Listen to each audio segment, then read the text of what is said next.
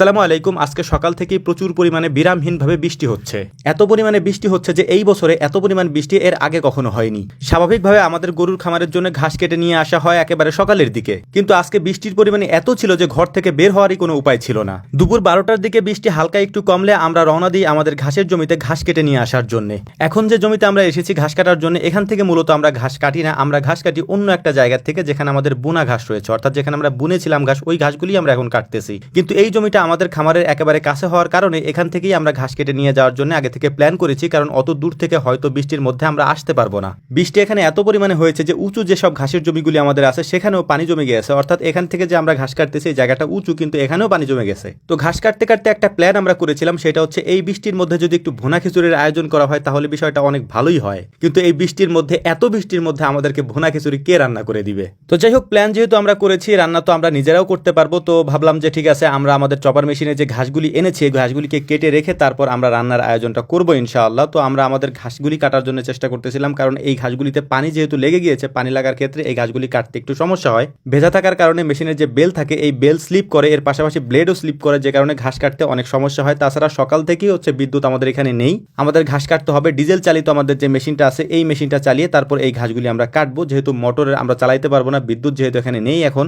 বিদ্যুৎ না থাকার কারণে আমাদের অনেক সমস্যায় পড়তে হয়। যেহেতু গরুর খামারে অনেকগুলা গরু, এতগুলা গরুর খাবারের আয়োজন করা, তারপর এগুলিকে গোসল করানো বা গরুর ঘর পরিষ্কার করা, এগুলির জন্য পানির প্রয়োজন হয়। তো এই কাজগুলি আমরা করি হচ্ছে আমাদের যে জেনারেটর আছে, জেনারেটর চালিয়ে দিয়ে তারপর আমরা মোটর চালাই, মোটর চালানোর পরে পানি উঠাই এবং এই পানিগুলি আমরা হাউজের মধ্যে দিয়ে তারপর খাবার দেওয়ার চেষ্টা করি এবং গোসল করানো বা পরিষ্কার করানোর কাজটা করতে পারি আলহামদুলিল্লাহ। তো যাই হোক, খামারের সমস্ত কাজ কমপ্লিট করার পর আমাদের রান্নার প্রস্তুতিটা আমাদেরকে সেরে ফেলতে হবে। তারপর হচ্ছে যেখানে আমরা রান্না করব, তো দেখলাম যে ডাল নাই, আমাদেরকে ডাল নিয়ে আসতে হবে। একটা দোকানে গেলাম ডাল আনার জন্য, কিন্তু দেখলাম যে দোকানদার সেখানে নাই, বাড়ি চলে গিয়েছে। তো তার বাড়িতে গিয়ে তারপর তাকে ডেকে এনে দোকান থেকে ডাল নিয়ে এসেছি। তারপর মূলত হচ্ছে আমরা গোসল করে তারপর ফ্রেশ হয়ে সবার জামা কাপড় চেঞ্জ করে আমাদের রান্নার কাজটা মূলত আমরা শুরু করেছি। যেহেতু আমরা মাত্র 3-4 জন মানুষ, তাই ছোট্ট একটা কড়াইতে করে আমরা খিচুড়ি রান্না করার চেষ্টা করছিলাম। কিছু মাংস আমরা নিয়ে এসেছি, মুরগির মাংস, এর পাশাপাশি বাকি যা যা লাগে রান্না করার জন্য সমস্ত কিছু নিয়ে এসেছি।